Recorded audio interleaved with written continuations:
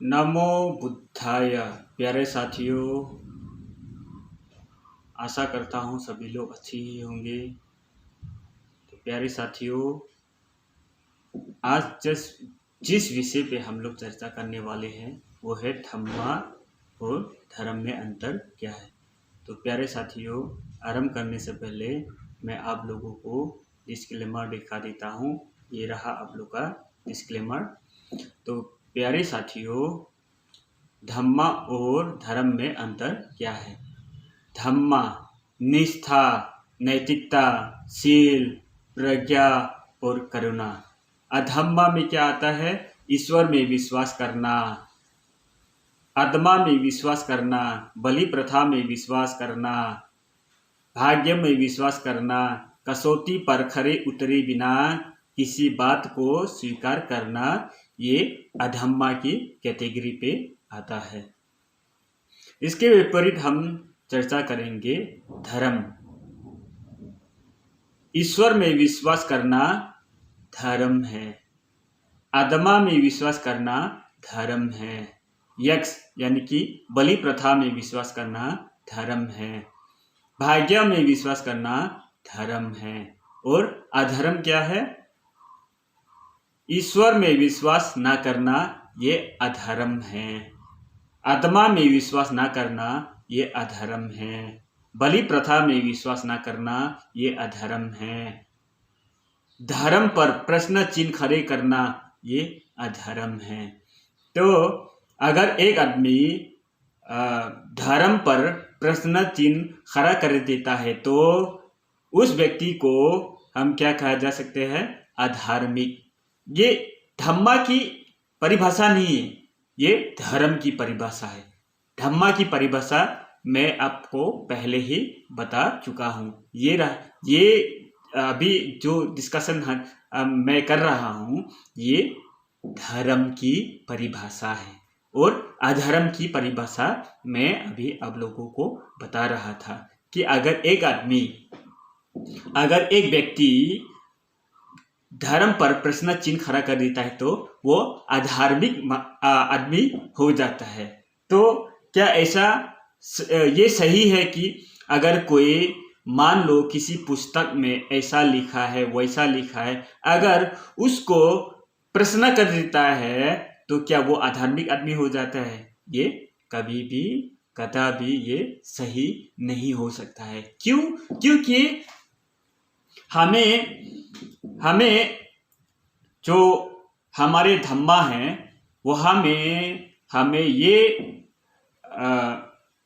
Right दिया है कि अगर मान लो किसी बात को मेरे नाम पर लेकर, यानी कि बुद्ध के नाम पर अगर किसी ने लिख भी दिया है तो अगर वो कसौटी पे खरा नहीं उतरता है तो उसको नहीं मानना चाहिए।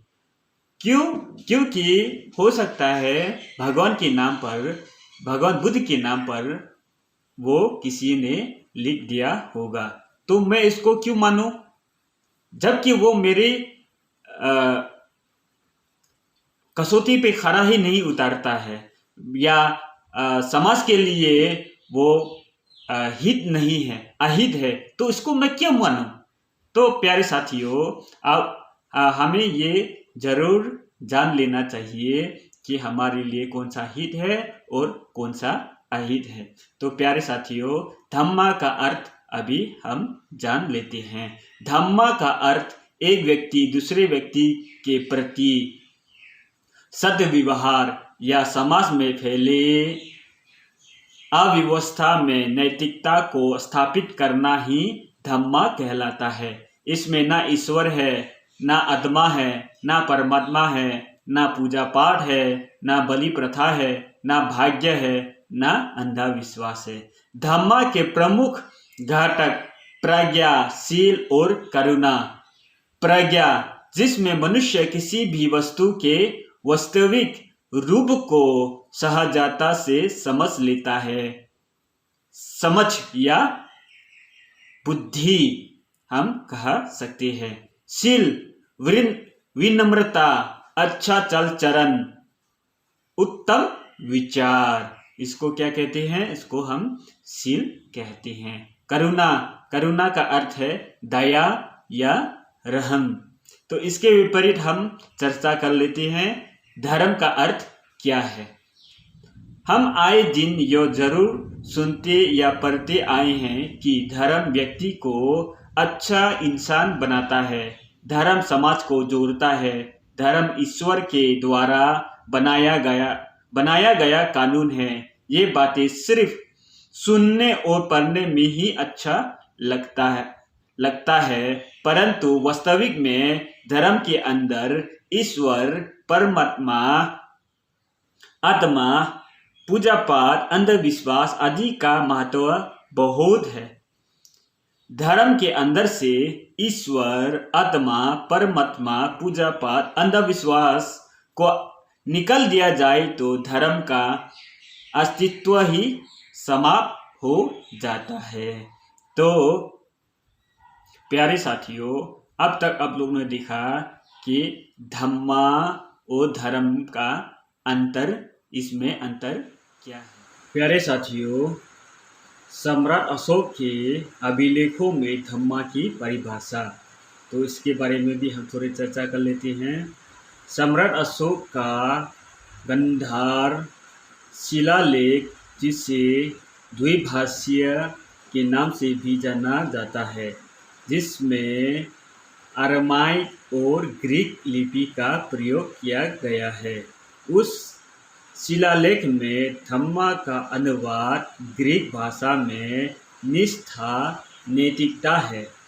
उस शिलालेख में कहीं पर भी ऐसा नहीं लिखा है कि ईश्वर में विश्वास करना, आत्मा में विश्वास करना, यक्ष में बलि देना, पूजा पाठ करना धम्मा है। इसलिए धम्मा का अर्थ धर्म के अर्थ से बिल्कुल विपरीत है। इसको हमें पूरी तरह से स्वीकार करना पड़ेगा। तो प्यारे साथियों, भगवान बुद्ध के अनुसार अधम्मा क्या है, इसके बारे में भी थोड़ी हम चर्चा कर लेते हैं। भगवान बुद्ध के अनुसार प्रत्येक घटना का कोई ना कोई कारण अवश्य होता है, चाहे प्राकृतिक हो या मानवीय कारण। बुद्ध के अनुसार किसी घटना का प्रमुख कारण भाग्य नहीं होता है। यदि कोई मनुष्य किसी घटना को भाग्य का कारण मानकर स्वीकार करता है, तो सोचो उस मनुष्य की स्थिति क्या रह जाएगी। फिर तो वो एक कठपुतली के समान होगा, जिसकी भागदौड़ उसके भाग्य के हाथों में ही होगी। सब कुछ भाग्य के हाथों में ही है, तो फिर हमें कर्तव्य यानी कि काम करने की आवश्यकता क्या है। फिर तो जो भाग्य में लिखा है वही मिलकर रहेगा। अर्थात भाग्य पर विश्वास करना अधम्मा है। तो तथागत बुद्ध की और भी ऐसे बहुत सी विषय में हम चर्चा कर सकती है। फिलहाल तो बस इतना तक ही। प्यारे साथियों, मेरे अनुरोध है, इस वीडियो को शेयर करें, लाइक करें, कमेंट करें और जितने भी हमारे भाई बंधु हैं तो उन लोगों तक हमारी वीडियो को पहुंचाए, और आप लोगों को कैसा लगा कमेंट करके हमें बताइए। तब तक के लिए नमो बुद्धाय।